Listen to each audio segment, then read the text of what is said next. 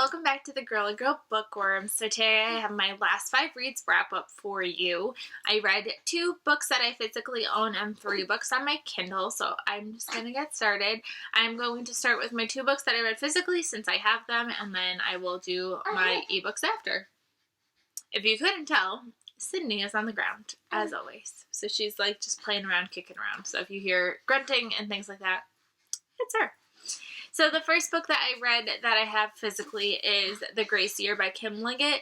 This is a dystopian novel, very reminiscent of Hunger Games and Divergent, The Maze Runner, and I really enjoyed it. It's a YA novel, which I typically don't read too much of anymore, but for some reason this synopsis just really made me gravitate towards it, and I'm so glad that I did because I had so many nostalgia moments while reading this, just thinking about the days of when I really liked this as a genre and why this was really popular. And I've heard this compared to Hunger Games and The Handmaid's Tale kind of together. I've never read The Handmaid's Tale, so I'm not sure if that's a true statement or not, but I really enjoyed this book. I gave this book 4 stars. This follows a girl named Tierney, and in this world, women have this sort of magic that they come into when they're 16 years old, and it's kind of very feared. The men really don't like it, so they go on a Gracie Er to kind of expel the magic. Before you go, there's a lot of rules with women, they can't pray out. They have to pray out loud if they're gonna pray.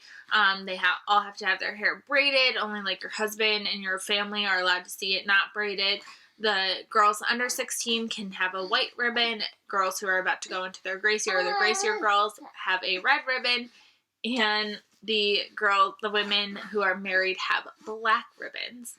So before you go into your Gracie Er, the men kind of have a discussion and bartering kind of system where before you go into your Gracie Er, you can be chosen to be a wife, where there's a veiling ceremony where your dad comes back with a veil if a man has chosen you, and right before you go, the person who chose you gets to lift your veil so you get to see your future husband, and then you go off into this Gracie Er.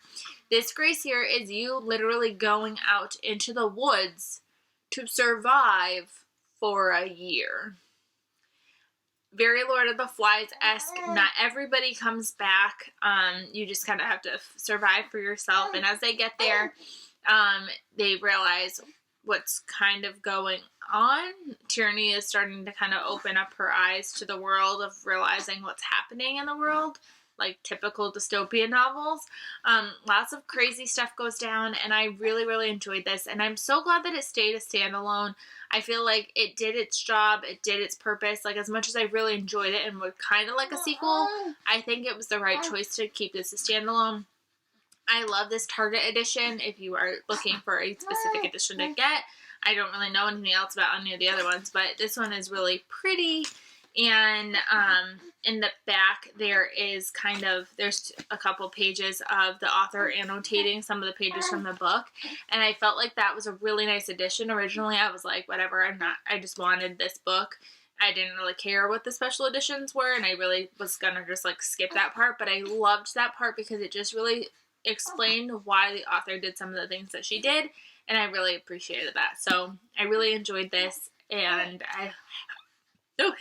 highly recommend this book to you guys if you like YA and if you like dystopian. The next book that I read, it's funny, well, not the next book, this is actually the last book I read. This is A Wedding in December by Sarah Morgan. This took me way too long to read it. I don't understand what was going on with my head. I was kind of slumpy. I was really busy the past weekend, so there were days that I just didn't get to read, or I'd read 20 pages. I didn't have a ton of time. So unfortunately, I dragged this book out way more than I intended to, and it has nothing to do with the book. The book was definitely a 4-star read. It's not my favorite by Sarah Morgan, but it's definitely a really good one to check out. I hold Christmas Sisters really high in my preferences. I really like that one, so this one had a lot to kind of live up to. This book follows 3 characters. It follows Maggie, who is the mother of 2 girls, Rosie and Katie. And one night she gets a phone call from her daughter Rosie, who is her youngest, and she's very impulsive, and she has asthma that they're really worried about, and that they kind of spent her entire childhood like rushing her back and forth from the hospital. And her youngest tells her, hey, by the way, Mom, I'm getting married and I want you to come, and guess what? We're going to get married in like 6 weeks, and let's do this. So it's like, oh my gosh, really? So they end up flying to Aspen, and Mom doesn't like to fly as it is, and what everybody doesn't know is that her mom and her dad, so Maggie and her husband, are getting a divorce, and they haven't told their daughters yet. So they're trying to figure out what they want to do in terms of this wedding. Rosie is having some doubts about her wedding. The oldest sister, Katie, is basically who put the doubts in her head in the first place, because she is very like not romantic whatsoever. She's a doctor. We know something happened recently that kind of has like really affected her, but we don't find out what that is for a while. So she kind of wants to go to the wedding to stop the wedding. So all 3 of these characters are going through lots of crazy things. I definitely predicted almost the ending from the get-go. So if you don't like predictable reads, I probably wouldn't read this, but I feel like with a lot of romance, most romance is predictable. But I really enjoyed this book. I gave it 4 stars. Katie can get on your nerves because she is so pessimistic about everything. So if you don't like people who are pessimists, you probably won't like this one. So I would probably pass. But I really enjoyed this family, and I enjoyed reading this book. So more Sarah Morgan to come, for sure. Are you being crazy? Hold on. She's just stretching. So yeah, now on to the NetGalley Books. Let's see, do you want to watch people?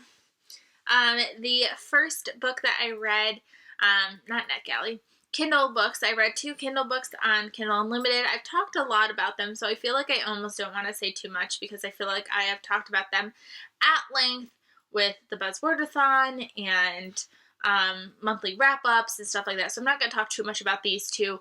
I read 3 Blind Dates by Katie Quinn. Not Katie Quinn. Yeah, Katie Quinn. Really enjoyed this book. It's the first book in a trilogy. A girl who goes out on 3 blind dates, and we have to figure out who she ends up with. Really enjoyed it. Really cute. Really fast-paced. Definitely go check that out. And then the next book I read was Last Summer by Carrie Lonsdale. Very good as well. I gave it 3, 4-ish stars. I dragged that one out too by accident over Thanksgiving break. I just kind of wasn't reading a whole ton, so that one got dragged out a little bit more. And I feel like if I read it in a faster pace, I would have gotten through it a little bit faster, and then I would have enjoyed it a little bit more. It is a romantic suspense novel with amnesia, so definitely a good read. That if you are looking for something on Kindle Unlimited, to definitely check it out. I will definitely be checking out more books by her. And then the last book is a book that I read for NetGalley, and that is The Argument by Victoria Jenkins. Unfortunately, I gave this book 2 stars, and it's about a woman who has a argument with her daughter, and it spirals out of control, and a lot of crazy weird things happen. Unfortunately, I really, really did not like this book. I wrote an entire review about it on Goodreads and my Instagram. If you don't follow me on Instagram, definitely check me out there. That's where I write a lot of my reviews. I put them on Goodreads as well. And it just was too all over the place. There is a humongous twist that comes about 80% of the way through. Before that, basically nothing happened. And the twist, there was no clues that kind of led you to think that that was even a possibility. The twist just came completely out of left field. I didn't appreciate it. I didn't like it. And unfortunately, this was a huge disappointment and miss for me. But yeah. Those are the last 5 books that I read. I hope you guys enjoyed, and we will see you later. Bye, everybody.